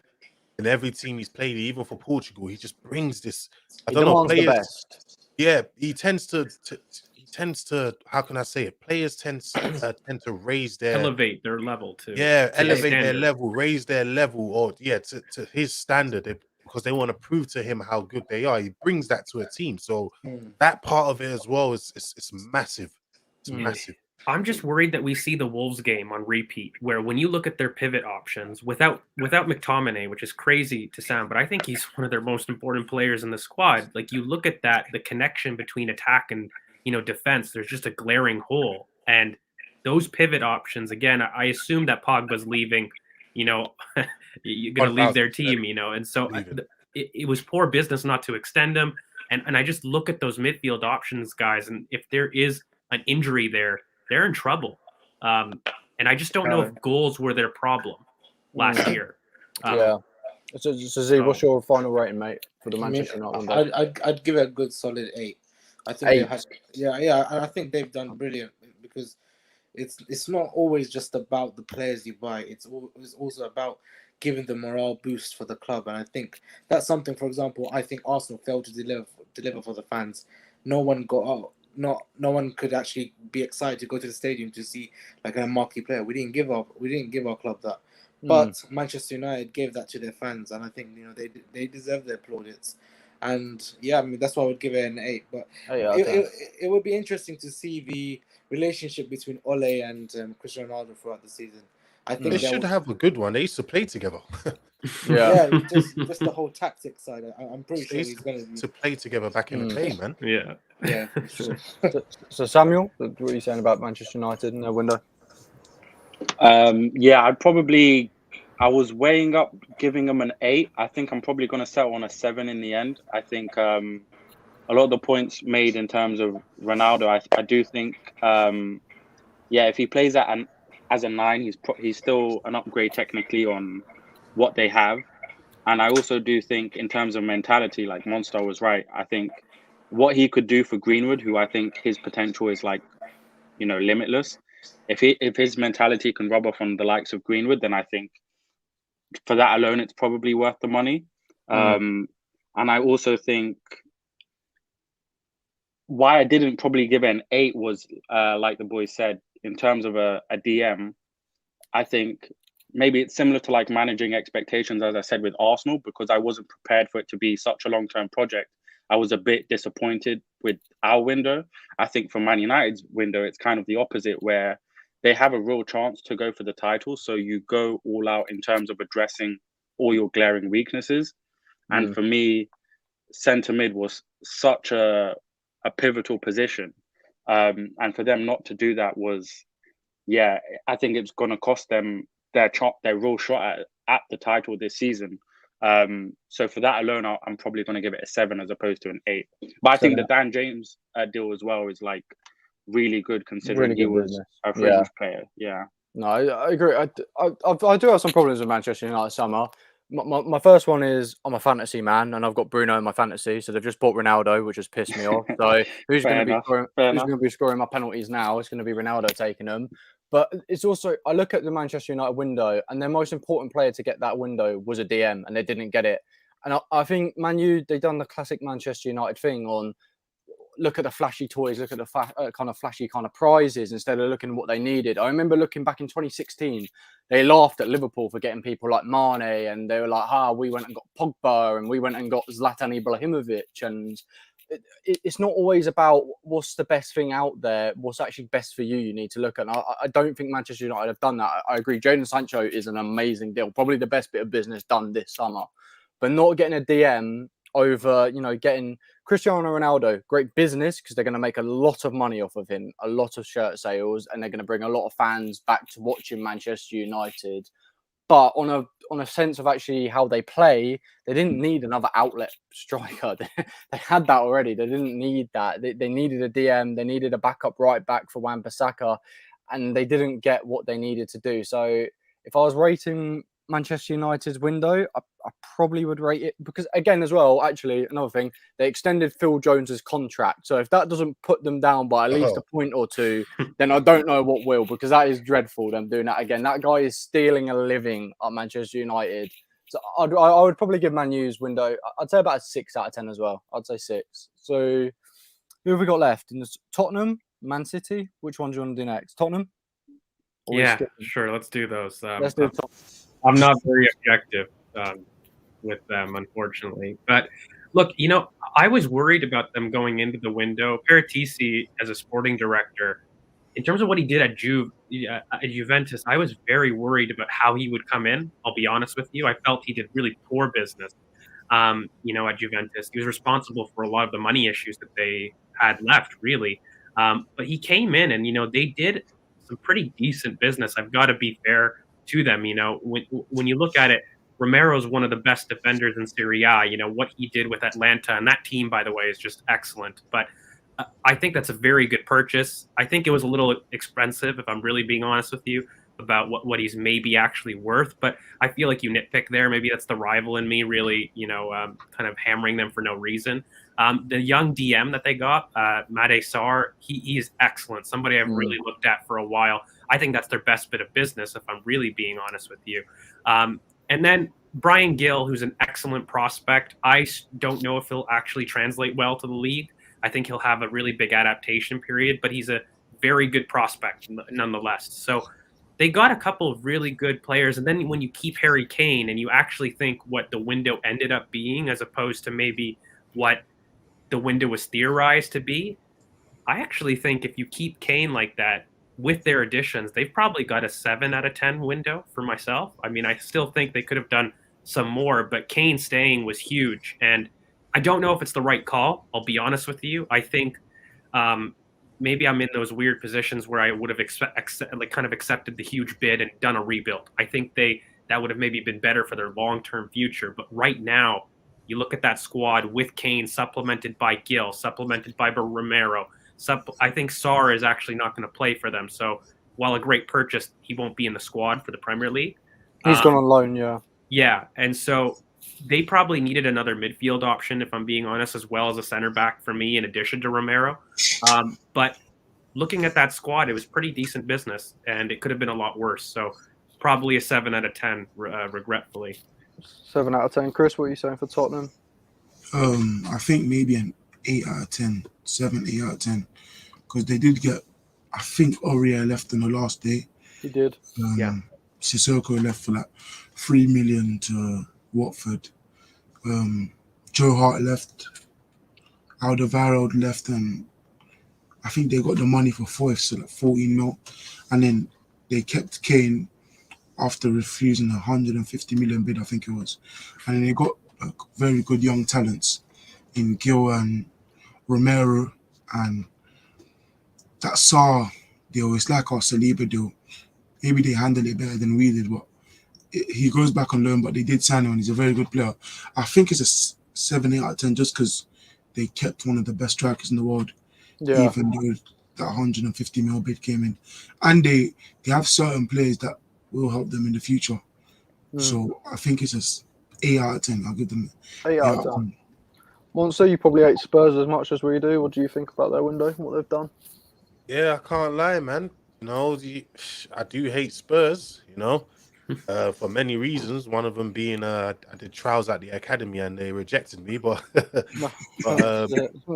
freaking to be honest, they've had one of the best windows in the Prem, if we're being honest. Like they've quietly done their thing. No one was focusing on them all throughout the window. Meanwhile, they were just doing their thing and doing good business, and obviously keeping Kane as well. And if I'm being honest with you, I don't think Kane's gonna downs tools. I think he's gonna play just as good as he normally does. So with that being said, I think their window's about 7, 8 out of 10. I think they've done brilliant business. Sergio Romero is a brilliant defender. Like this guy is really good. I remember against Lukaku last season. Lukaku was bullying defenders left, right, and center in the Serie A. This guy held his own against Lukaku, stopped him. So he's a brilliant defender, man. I think Tottenham have done so well, and I'll give them a 7 or 8 out of 10. Hard to say, but they've been brilliant this window. Plus, keeping Kane is big as well. Yeah, I think that is the big pinnacle for their window. Z, what about you? What do you think about Tottenham and their window? I don't know. I mean, I personally just wasn't a huge fan of their window, and that's just purely because I was looking at the names that they were interested in the window, like Hosamawa, Martinez, and Moriba, all these players, and I thought, Paratici will come in and he will bring in those like special signings that Tottenham have failed to bring in. But it seemed like in the end they kind of got in signings that it was just bit part players. For example, like someone like Emerson, I don't think just because he played for Barcelona or he signed for Barcelona, he's a player that we all think he is. I think he is not much of an upgrade on Sergio Aurier.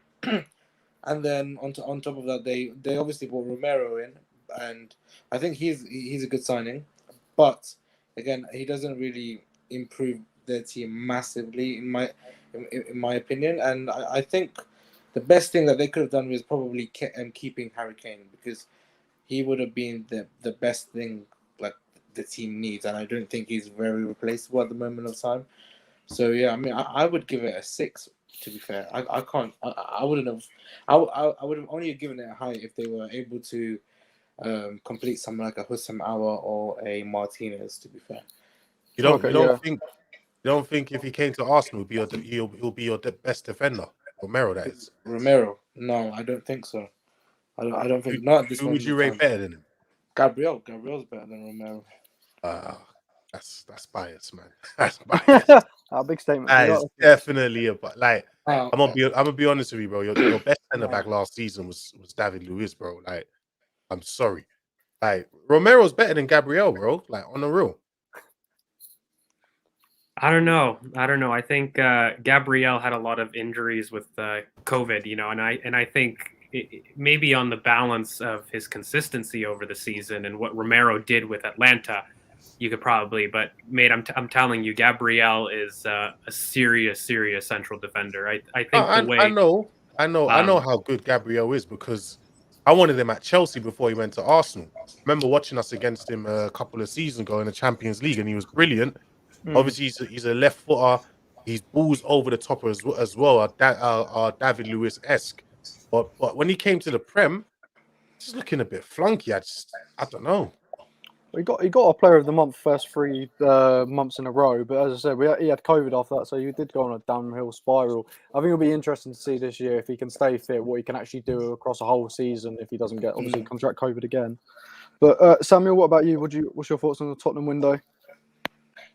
Yeah, I'm inclined to go 7 out of 10 just because I have to reserve judgment on some of their incomings. I don't know too much of some of them, like the likes of Brian Gill, but they seem to be highly rated. I do like the Romero signing a lot. So I think, yes, 7 out of 10. But mainly in terms of if I'm reserving judgment on incomings, the thing about keeping Kane is obviously huge. I think they got rid of some of the deadwood that they needed in terms of Sissoko, Aurier, Joe Hart, etc. And then, like Willow said, if Phil Jones, keeping Phil Jones for Man United is a minus, then I think a huge plus is getting Alderweireld for the fee, like selling him for the fee that they did. But there seemed to be like no market for his type of players at his age. Then all of a sudden, he gets shipped off to like Qatar for like 12 or maybe even 15 million. So that's a really good deal in and of itself. So yeah, I'm inclined to give it probably a 7 out of 10. But I think maybe with hindsight in the future, it could improve based on how much potential it has. But like I said, I have to reserve judgment because I'm not too familiar with all of the incomings. Yeah, I think for me, keeping Harry Kane is the best striker in the world. I think Lukaku comes a close second, but what he can do on the pitch, actually being able to hold your guns with him and keep it and rejecting a fee of like 120 million is fair play. So for that alone, I think that gets you like 4 points. I think the Romero signing a very good centre back. I think they need a really good centre back, but I actually thought they needed 2 centre backs because you're still having to play Davison Sanchez or Dyer, which is absolutely shocking. Like it's great to have Romero, but you've still got shit on the other centre back. So that's going to be difficult. They did try. They did try and get another centre back, but I guess it just didn't work out. Yeah. Kunde didn't want them. Kunde didn't want them. Yeah. Zuma, they wanted Zuma as well. But they got Chelsea rejected a lot, didn't they? Though they do. Chelsea was never going to sell them Zuma, so they did try to get a second centre back, but yeah, it didn't work. But there you go. So you got to mark them down for that. I also think they needed another midfielder because they've got Højbjerg, but Ndombele's fell out with the whole club, so I've got to mark him down for that as well. He needed to be sold because he doesn't want to be there at all. If you watched it All or Nothing, he had problems then, and he's having even more problems now. So I don't think they got everything they did need to get, but overall, it was a good window. What they actually did buy, I thought was good. So I'd probably say they had about a 7 out of 10 window. I think so. I think we should go to Man City next. They didn't, they're just on City type things. They didn't do too much, but they still spent a hell of a lot of money. So George, I'll go to you first. On your thoughts on Man City? Yeah, City's a weird one because of how complete their squad is, right? So when you look at it and you're looking at what maybe their needs are, look, they got a world-class player in Jack Grealish, right? And for 100, what was it in the end? It was what, 100 million pounds, I think it was, right? Yeah. So when you're looking at overall 100 million pound investments for a player of British quality, 24 years old, you're looking at maybe resale value. That's excellent business. I think 100 millions are very tough to get right, and this is the one thing where I think it's certified quality in the league. I do wonder how he does in their system. I don't think there's any resale value there. Who are they going to sell him to? You don't think so for Jack Grealish at 24? Who's buying Grealish? I think if he wants to go and he doesn't hits the heights that he really does, which I think is a big possibility in their system, by the way, because I think that Pep, for all his great coaching, it doesn't really lend itself to superstars. And you saw this with even his great Barcelona sides, Edo, Henri. They had to make way for the system. And so I don't know how he fares. I think he's a world-class player, though, so I don't want to hammer it too much. I just don't know if he is able to coexist in that system and shine the way that he did at Villa. He was so influential in their build-up, coming deep. I don't know if he does that at City. He's going to be more of a final third player, or he's going to have him in the 8 and try to kind of make him a De Bruyne replica on the left, and that seems to be what he wants to do with it. But for me, I think when you have a 24-year-old British star, who's going to go, there's always resale value there for me, in my opinion. I don't know if very many can afford him after that, but I don't think it's a depreciating asset when you look at maybe 4 years down the line. So you'll get your money back. It's just my issue is I wanted them to get a striker. Like if I'm a City fan and I'm looking at that, I wanted a reliable striker out of the window. And, I got another attacking midfielder stroke 8 that I've got plenty of. And, I don't know. Did Bernardo Silva end up going? He didn't. He didn't. Yeah. So if he didn't go, and you've got I don't know how much of a fuss he'll kick up. I mean, he didn't, end up playing a great deal, but he was a good player. And I don't think they maybe got their most urgent needs, but then they got a world-class player. And I just don't think that team needed much. So for me, it's probably an 8 out of 10, but I don't know if that's marred because their team is so great, and I don't know if their business, it's weird of me to say it. Like, I don't want to give it lower because they didn't need much and they got a world-class player, right? But it's just they didn't get their most urgent need. It was very clear. Get a striker. Oh, is Grealish 26? Okay, so then maybe that deal isn't as great. I thought he was 24 for some reason. It's 25, but he is 26 in a couple of days. Couple days. Okay, so you know what? Maybe that is a little bit harsh on the resale value. So it is 100 million spent. Look, I still think that they could have got a striker. To be honest with you, I think they also could have probably had another midfield addition. I know that they love putting Gundogan in that role, in that lone pivot, but if I'm really being honest, looking towards the future, maybe they needed an extra DM. But again, like, this is City, right? So I don't know. I probably would have, if I was in charge of them, got a world-class striker. I would have done the Harry Kane deal if I had the Grealish versus Kane and I had to make a choice. But I'm interested to see how Pep uses the system now, because I think he's betting on, or he has to bet on, Gabriel Jesus, essentially, or doing something weird with Foden at false 9, which I think is a mistake, but I don't know how he fits everybody in. Well, he's been using Ferran Torres. Yeah, he's been. I don't think that works long term. I know he's done that now, but look, I don't know. I don't know what he does. So I just feel probably 8 out of 10, but 8 out of 10. That might be harsh. That's 8 is quite high, to be fair. But Chris, what do you think, mate?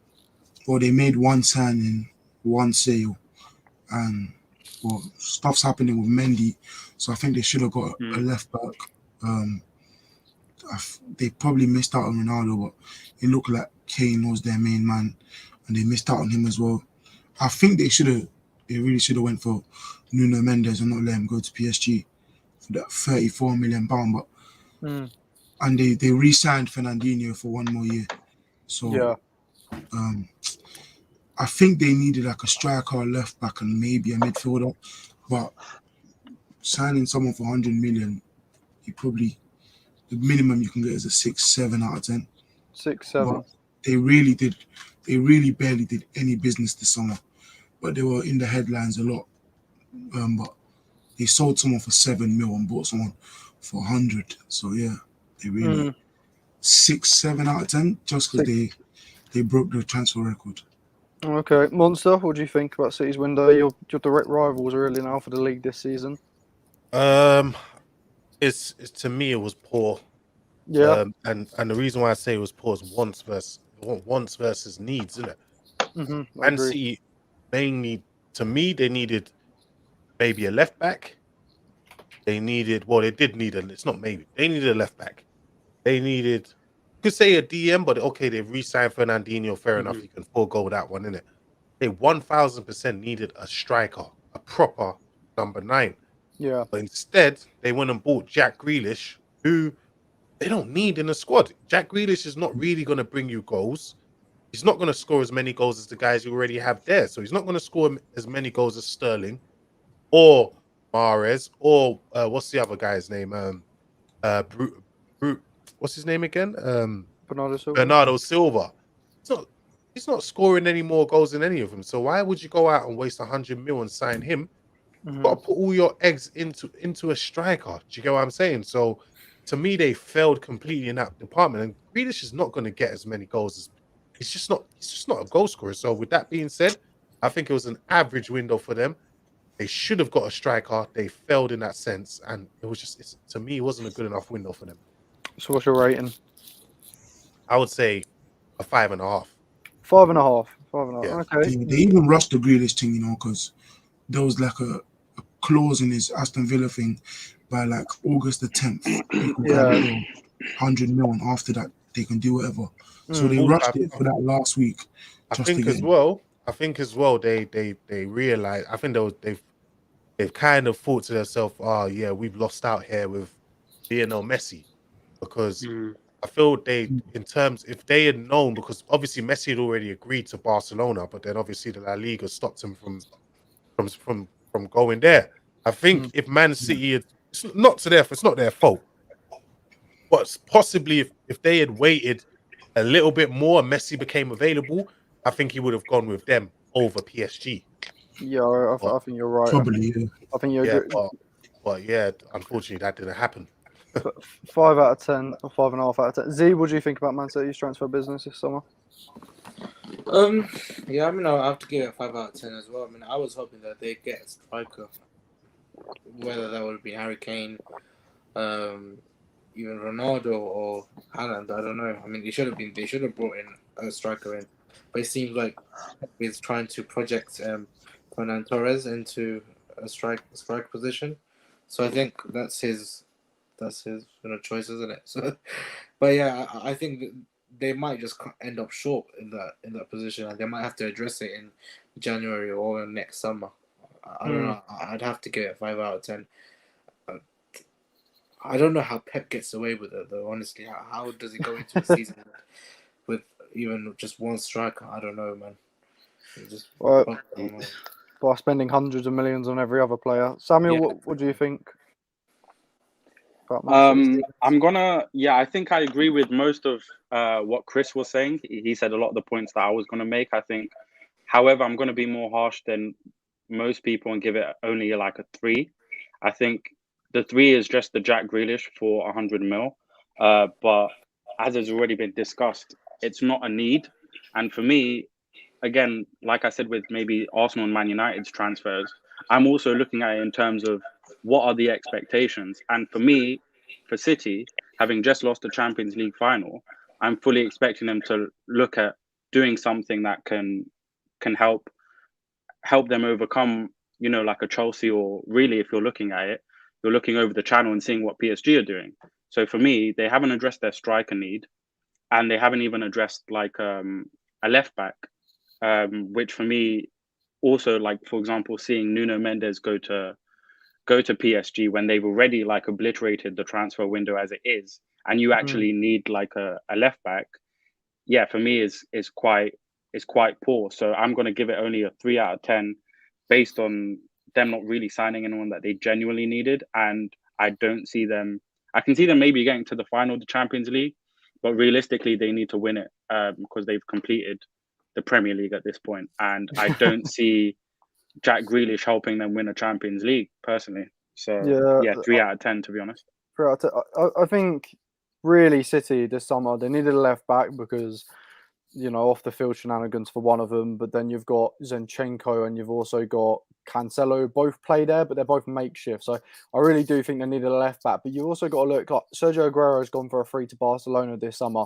They're big shoes to fit, and they haven't actually brought someone in. They're obviously looking at Kane, and as Monster said, it's needs over wants, and that's what they needed. They needed that striker, and I think that's the marquee signing that they should have had if that would have been going all out for Kane or going all out for maybe even an Erland Haaland or even maybe getting a Lukaku. Or just they needed a big name striker to come in if they really wanted to take the Champions League on, and they didn't do that. And then I also got to look at outgoings as well. That they got rid of Eric Garcia for free this summer. I think he's a good, promising centre back, and they've let him go for free. They didn't recuperate any money for that. So I think that's also, you got to mark them down for that. So, yeah, if I'm thinking City, I'd say probably around a 5. Jack Grealish obviously is a great player, and I still feel like he will contribute to them. He ripped Arsenal apart when we played them. So I think he will do things, but yeah, I think a 5. So I think we'll go, should we do final thoughts, dark horse? Yeah, I mean, overall, I think I said it on my Twitter, this is probably the most historical window to date. Like when you start looking at the money influx in and out in terms of, who actually went, the money that ended up happening post-COVID was insane. I think looking at the Premier League, what you saw is probably the big 6 dominate bigger proceedings, but really my dark horse was Leicester. I look at that business when you've got Daka, who I think is a great striker for 23, Boubakary Samare. Anybody who knows me, that's one of my favorite players. I wish, I think anybody in the top 6 could have dealt with a Boubakary Samare, to be honest with you.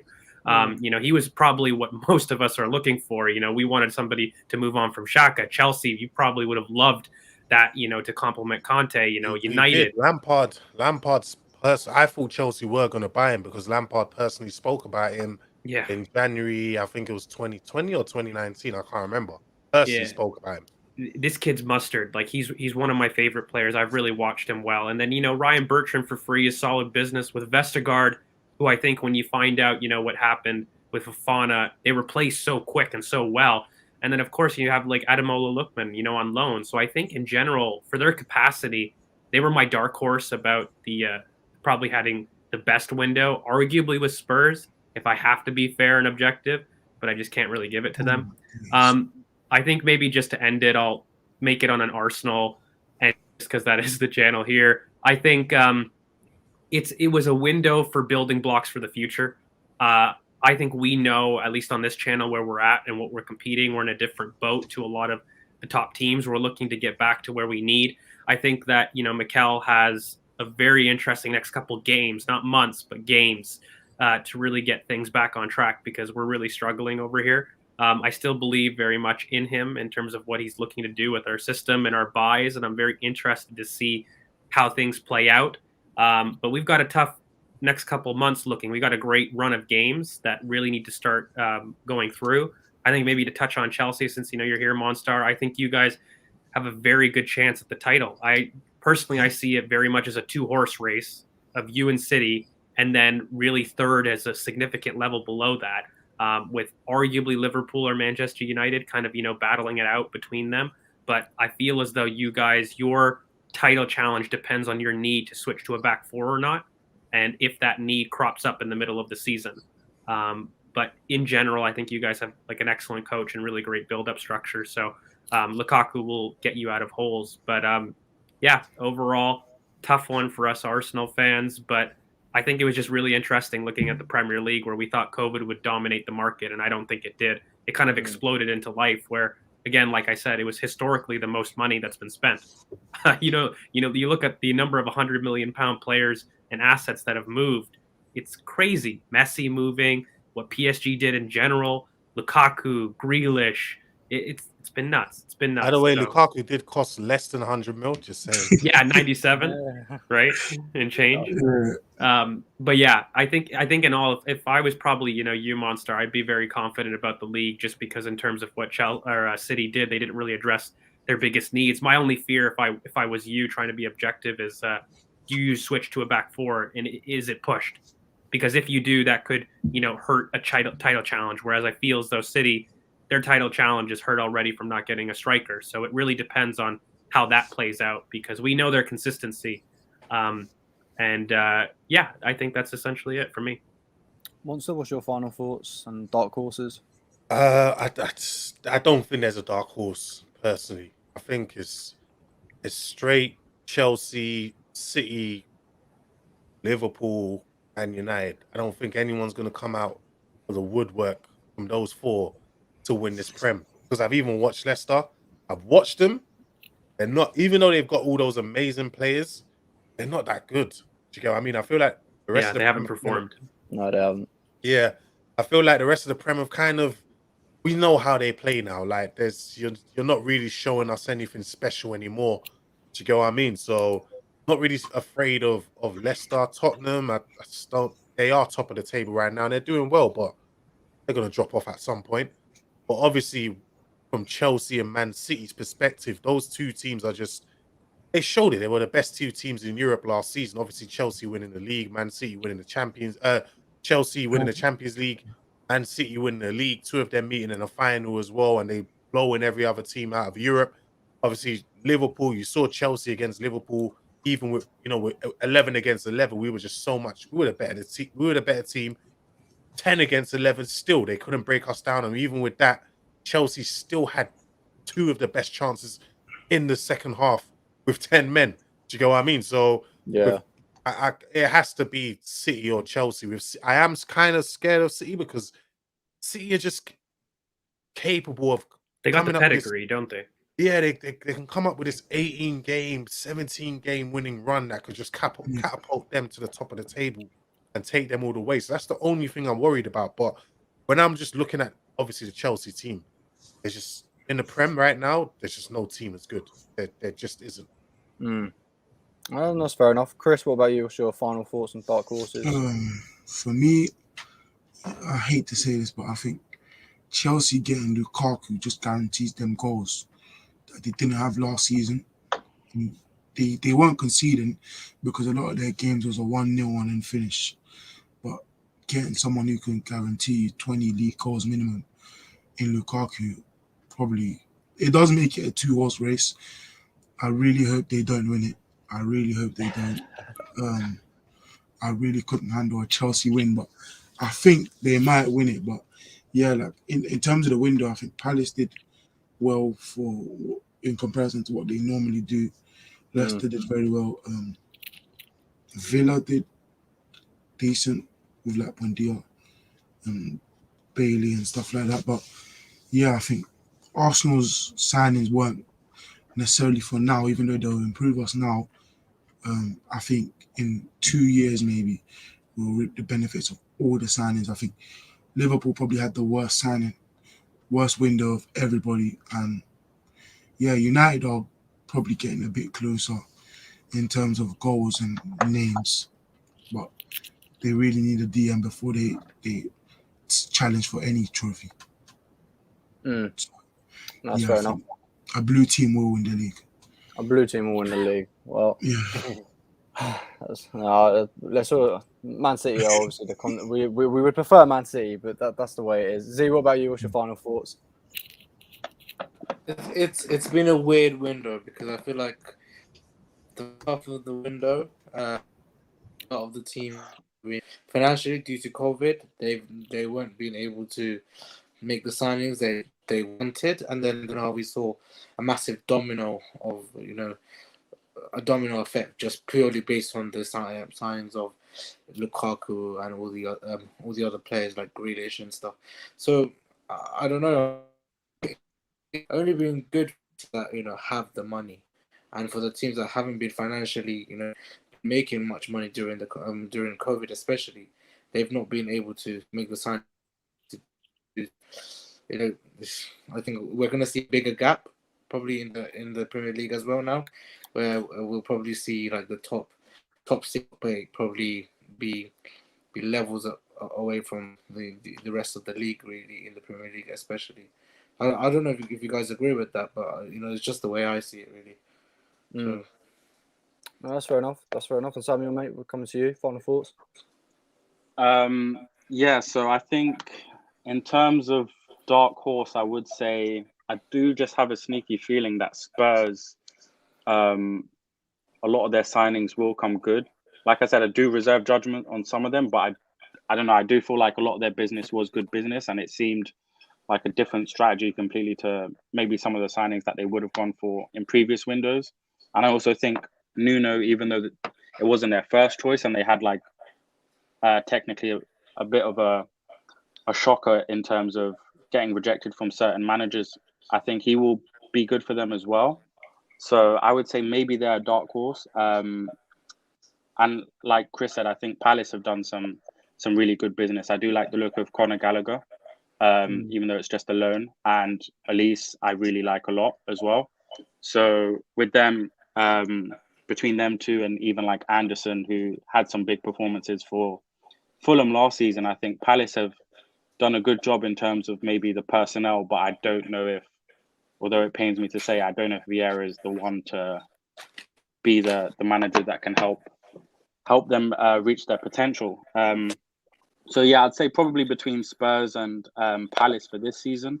But I also do think in hindsight, Arsenal's window will be looked on much more favourably than people are making out it to be right now.